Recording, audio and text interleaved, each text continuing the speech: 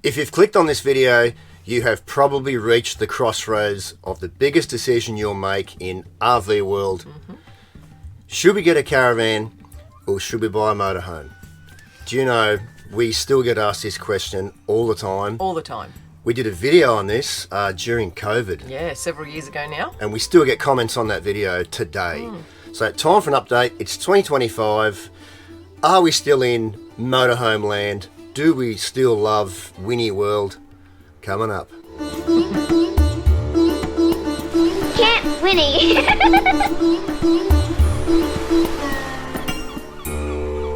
So it is 2025. Are motorhomes still relevant today? Sure are. The answer is a big fat whopping yes. It's still a question on everyone's mind. I get it. These are massive investments to make. Probably the second investment you'll make in your life, with first being your own home.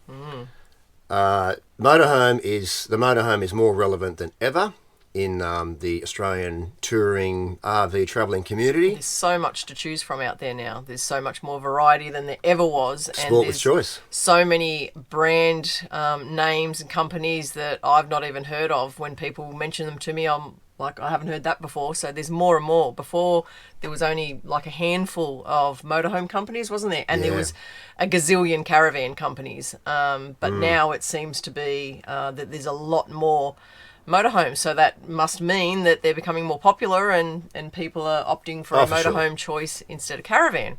Well, we were caravanners. This is before we ever did YouTubing. We had the great big F250 turbo V8 diesel F-truck. The thing was the size of a small planet. I loved it though, it was great. And it was great. We went the 24-foot Caravan. Bigger the better. Yeah, bigger the better. Full bunk beds. Separate rooms. Yeah. Oh, it was great. Had its own gymnasium and cinema in this Caravan. Now he's exaggerating. But look, it was fun. But let's face it, if you're not doing the lap of Australia, which most people are not, they're just Weekend. I hate the term weekend warriors because we all start weekend warrioring until you get the hang of it, flavour of it and get the hang of it. But we used, say, the Jayco 3 times a year, the 24-footer we had. I just swore at you then, Jayco.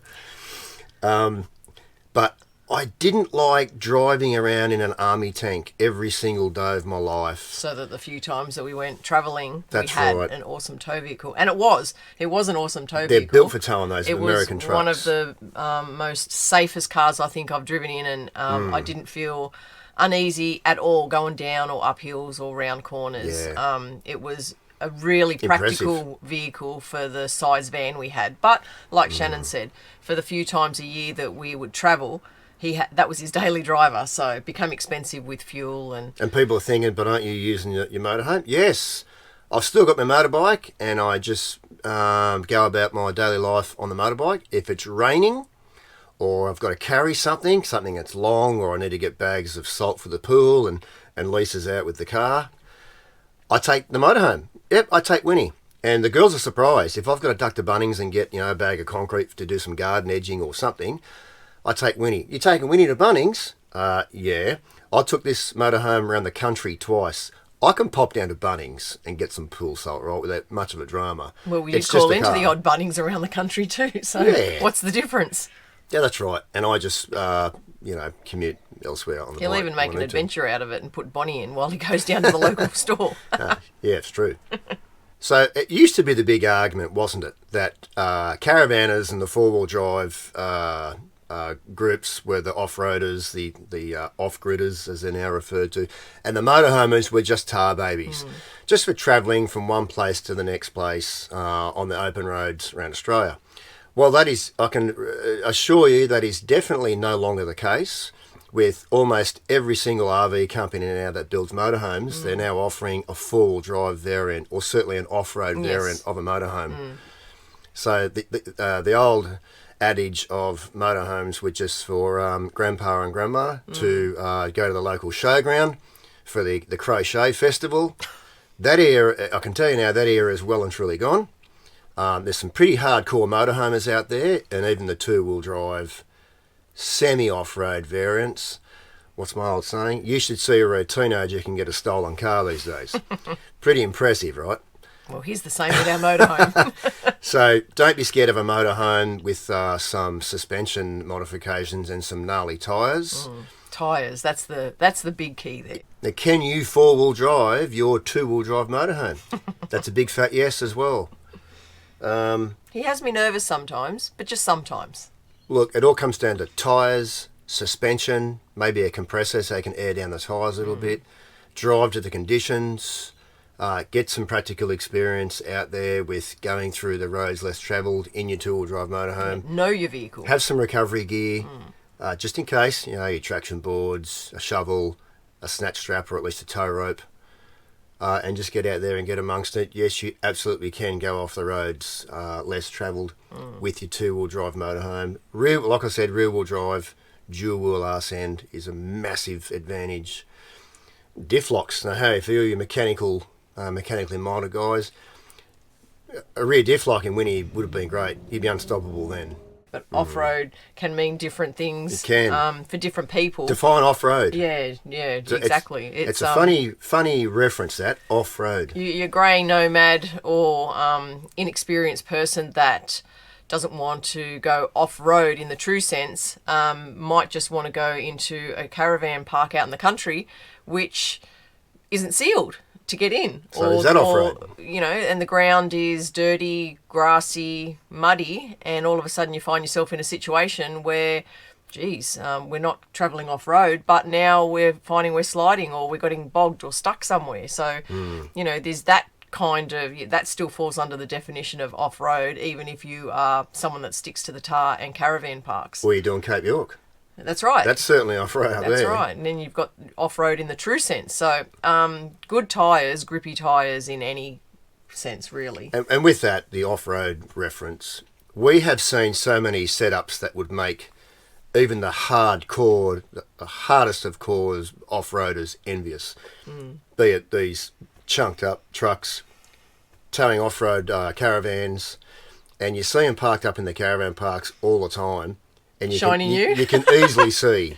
We either think, wow, they've just picked it up from the dealership, or they've been travelling around for 6 months in it and look how clean it is. Because you're talking hundreds of thousands of dollars worth of setup, and they don't want to go down the beaten roads. And I get it, but why you've got to fork out all that money if you're not going to use it? If you're going to buy this stuff, you've got to use it. Yeah, things are going to break. Yeah, you're going to lose things. Yeah, you're still going to get four-wheel drives bogged. Yeah. Four-wheel drives get bogged. Hey, army tanks can get bogged, right? So anything can get bogged. Six-wheel unimogs. Yeah, they do. In the military can get bogged. So be sensible. But if you are sensible, you are in for a very, very fun time in a motorhome. If you are now more convinced than ever that maybe a motorhome is worth a second look for you guys, don't go too big. It's a bloke thing. Big is always better. Not necessarily But it's not. Don't get these massive, massive coach-like motorhomes that require their own postcode. But it would be probably on the ladies' side out there that want bigger as well because they've got more things to bring, more kitchen items. You're trying to say ladies bring too much stuff, aren't you? Well, women, we like more room, okay? It's not just the guys wanting bigger and better, but we like a lot of space for things. Don't get caught up in that because then it causes other problems with, you were about to say, driving, parking, getting into tight spots.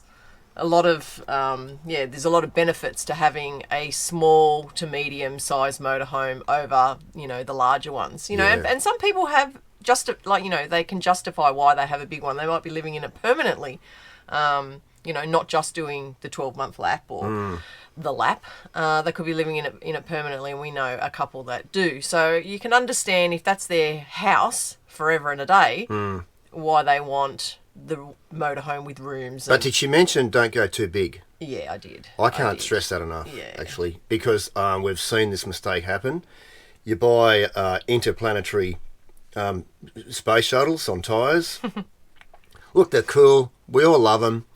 But the places we have got into, pokey, they weren't half the places we stayed along the Nullarbor a few times, I remember specifically. They probably weren't even camp spots. We just asked politely, could we squeeze in amongst some campers? Yeah. And this, our Winnie's 18 foot. Now in RV land, that's the whole thing, 18 foot, not your 24-foot Caravan and your 1,000-foot American truck. Yeah. And the turning circle on this motorhome is extraordinary. It's it can almost unbelievable. turn around on a 5-cent piece. Yeah. The places we've had to camp, and look, we're a family of 4 who lived in this thing for 2 years, all told, without any hassle at all. A motorhome or a caravan for that matter, it's somewhere to eat and it's somewhere to sleep. It makes you get out there in the outdoors and investigate and explore where you're at and what's out there. It's somewhere to lay your head at night. And But how many people have come into Winnie and gone, God, it's bigger in it's here. bigger than what they think from the outside. I like guess the TARDIS in Doctor Who. it looks quite tiny, I suppose. But when you come in here, people are and always are surprised with how roomy it is and what we have in here. I think most RV companies today, be it motorhome or caravan, they've got utilising every nook and cranny and every space down pat. You know, it's just, do you like this layout or that layout? But the amount of nooks and crannies in vans, it's unreal. I love it. I still get excited today if I go into someone else's or a new one or an old one. See the setup. Yeah, I love seeing the setup and seeing, I didn't think to do that with that area or, Look, somewhere to eat and somewhere to sleep. So some good cooking utensils and a good quality spring mattress. But we're going to put in the description box below a whole row of videos we've made on our motorhome, but when we restored it, the upgrades we made. Because like Shannon said, we did a video like this several years ago, and in that video, it was funny, we watched a bit of a rerun before we did this one. We mentioned about, next time we'd like to have chunkier tyres so there's more grip, and next time we'd like to do this or that. And we have. We did a lot of upgrades, and Shannon has made videos on it, and we've uploaded them previously. But, it's funny to look back and then see what we hoped for or wished for and what we actually went through with. Would there be anything we'd still add now? Well, there is. Just on that. Chunkier tyres and etc. There are a couple of motorhome variations or a couple of motorhome models to avoid. Very, very important, guys. Front-wheel drive motorhomes, you're going to have the Toyota Camry syndrome. They're going to get bogged in a soggy showground. No joke. Heard of it happening often. Doesn't matter what brand. They're your like Fiats. Says, Fiats are front-wheel drive. The Ford Transits, I'm pretty sure the current model... the Japanese trucks are always rear-wheel drive. Winnie's rear-wheel drive, so dual-wheel arse-end rear-wheel drive. They're unstoppable. And with the chunkier tyres, we have not been stuck once. Avoid front-wheel drive motorhomes. Yeah, we mentioned, I think, in our first lap that we got bogged, and we did. And we slipped and slid a little bit here and there. But since we've put the good tyres, chunkier, more grip tyres, we've not had any issue. So avoid the rig. That's too big. No, seriously, guys, because you'll need a heavy vehicle registration registration on the actual motorhome. You'll need a heavy vehicle licence. Maybe the wifey can't drive it. Yeah, the wife won't be comfortable driving unless she's got a truck licence. You've got to go for more regular health checks, which I know becomes an issue as you get older. And for what? They just get too big. Look, some people just aren't interested in going off-road, and that's fine. But most people, more and more, are. And that's what's changed the whole motorhoming landscape lately. I think that's why a lot of the RV manufacturers are going down that line of an off-road version of their motorhomes. Oh, for sure. What we need, though, is a motorhome manufacturer out there to do a four-wheel drive in family land.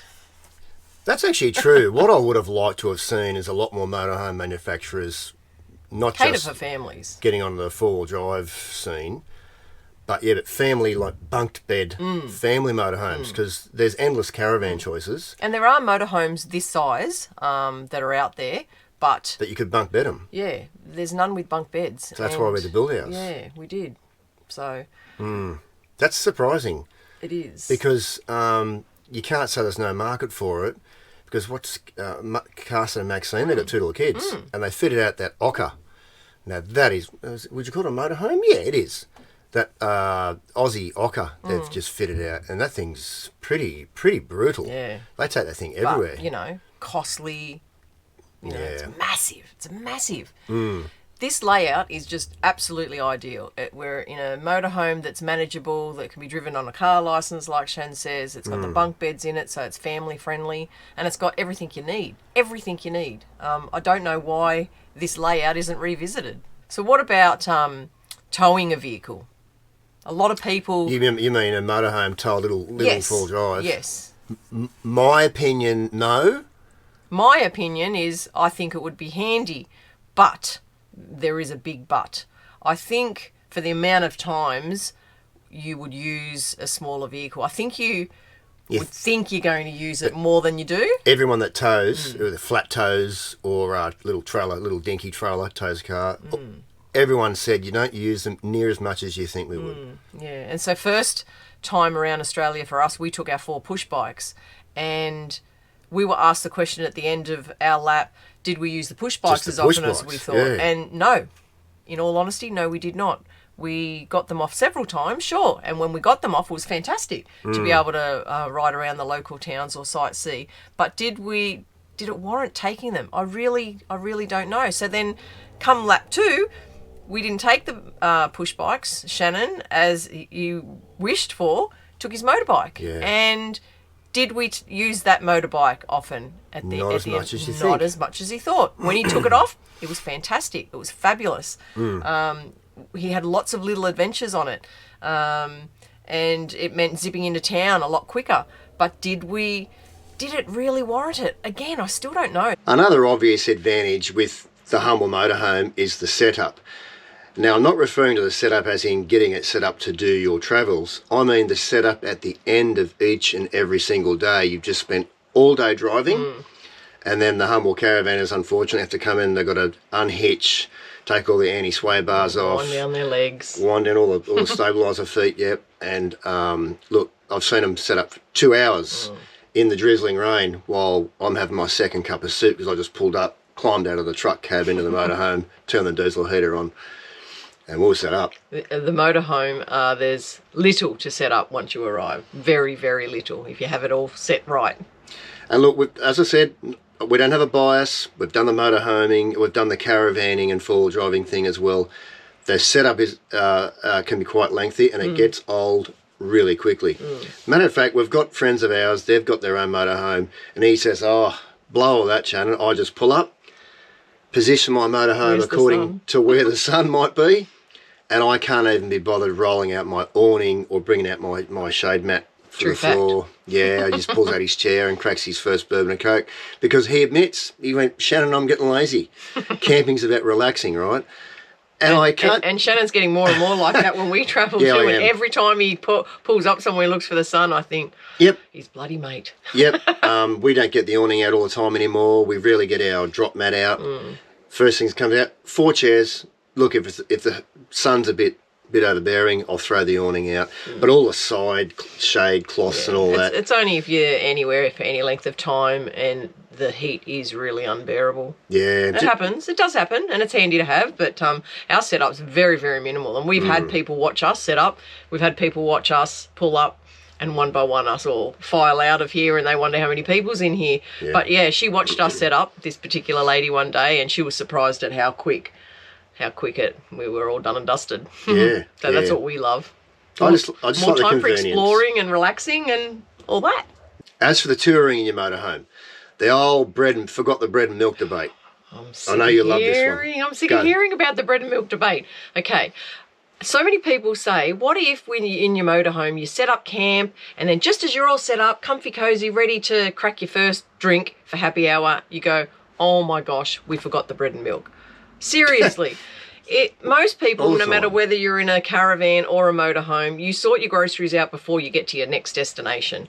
Of course, if you're staying anywhere for any length of time, the maximum amount of time you can store food for, really, with the minimal space you have, is usually a week, and then you need to top up anyway. So, of course, if you're somewhere for any length of time, having a car would be handy to go duck out and get your groceries. But for most people that I've met travelling, that we've met on the road, they all go and call into the local town, as they're pulling into their new camp spot, stock up, restock whatever they need, and then they go and set up camp, whether it be a motorhome or a caravan. So in all honesty, the bread and milk debate, it's a non-event, and I honestly get sick of hearing about it. I suppose the one thing I can understand, the question when it comes from someone who is only used to having a caravan is, what about when you set up and you're in full flag and everything's set up, and then you decide you want to go somewhere, you have to pack everything up to then go and do that sightseeing thing, whatever it is that you want to do. So I can understand why people ask it in that sense. However, we choose to go and do our sightseeing before we set up camp that night. And, you know, if we're in a town that there's multiple activities that we want to do, then yeah, we don't pull everything out. We just get out what we need, like the bare minimums, because we know we're going to be on the road again tomorrow to go to said activity. And you mentioned groceries too, just there. But what about your water tanks? I mean, we're a family of three females that like to wash their hair, you know. So we carry 150 litres of water. But also your toilet cassette. Forget the bread and milk. You've got to go into town eventually to empty your cassette, refresh your water tanks, get rid of your grey water. If you couldn't just let grey water out, you've got to hold your grey water. So this gets back to the motorhome being a minimalistic setup in the first place, initially. So, yep, throw the awning in, bring the hose in, we've got to duck into town, get rid of our toilet cassette, replenish our water tanks, get rid of our grey water. While we're there, we need several things at the shops. That's right. Get it Go there. Back to our camp spot. We've even left camp spots with our chairs and tables and hoses and electrical cord just all sitting there.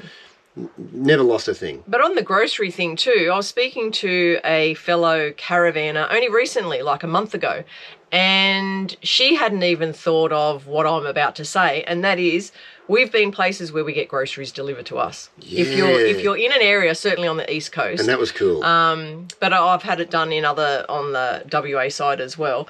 I've had Woolies deliver right to the caravan park. If we've been in a caravan park, I've had them deliver it to the gate, and I've also had a permission from the caravan park to deliver right to our site. That's right. So, you know, there's multiple ways around it, and even my friend who has the caravan said that was something that she never even considered as well. So there you go. There's plenty of other options. Bread and milk, jeez. The price tag of motorhomes are expensive regardless. Certainly new, they're nearly out of reach. Well, for a lot of people they are. But you do have to consider the fact that a motorhome is expensive, but by the time you buy a tow vehicle and a caravan, you know, you're looking at the same cost. And some of the setups we've seen out there have been ridiculously expensive with cars and caravans. Today, half a mil. More. Today, the caravans that are on offer, they're absolutely gorgeous. They're unreal, but they're heavy rigs, and so you need a big rig. And so we've even noticed a change from when we started traveling a lot back from, say, 2021, that back then, especially in the like remote areas, it was Land Cruisers everywhere, Toyotas everywhere. But we now notice the big American trucks have flooded the market, and everyone seems to have a Ram or they have these big American trucks to tow these big massive vans. And the big issue, weights. I'm talking about caravans now, not motorhomes. Weights. The Australian government is going to be cracking down as we speak, if not very soon, on compliance with weights. It's the RV industry's dirty little secret that most caravans that leave the showroom floor, they're overweight, meaning their gross vehicle mass, their GVMs, once you load everything into them, no chance of complying with those weights. And you have car dealerships that, it'll tow a van that's this heavy, and they don't really. Your Toyota Hilux will tow a Planet. Off you go. Your Ford Ranger will tow a 19,000-foot caravan. So you just have to be careful of that as well. The government aren't idiots. I know that they're well aware of the industry and its flaws, and it's about to have a really, really big tidy up very soon. So that's something to be wary of. And you said before, new versus old, and yes, I went on cost there, but you know, ours is old. Ours is 94. No, I was going to say 93, 94 model, and it's old, and we're slow. There was a sign or a sticker on the back of ours when we got it. It was one of the first things we removed because it wasn't quite appropriate. But we're slow. And I know today's modern motorhomes, they're just like driving a car, and they're beautiful and they can do, 100 on the road easy, whereas we're 100 flat out, so we rarely do 100 at all. It's whatever you can afford. We've gone through this before, saying that there's all sorts of ways and modes that you can get out there traveling and seeing the country. You don't need $1 million setups. You don't need $500,000 setups. It ruins camping when you go too posh. Yeah.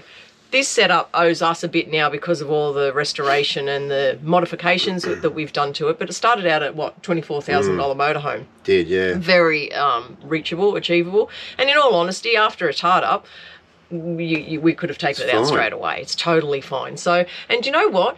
Yes, you go into some campgrounds and some caravan parks and you look at the big rigs. I mean, we certainly do because we're old and we're on the smaller scale.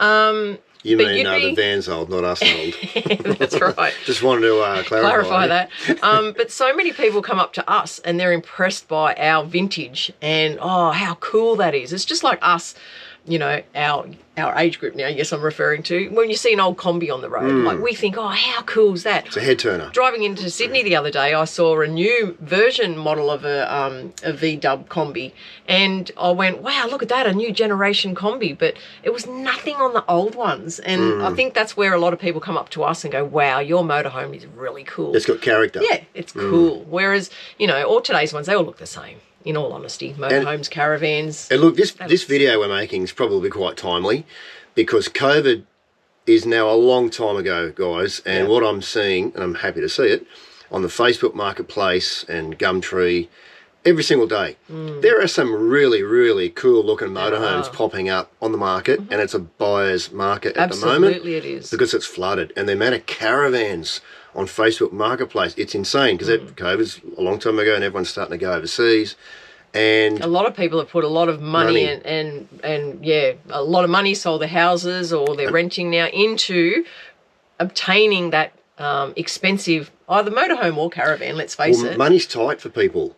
So and now some of them are trying to sell it. And the toys have got to go. So guys, have a good look. Don't be afraid of a second-hand motorhome. Don't be afraid of an old second-hand motorhome.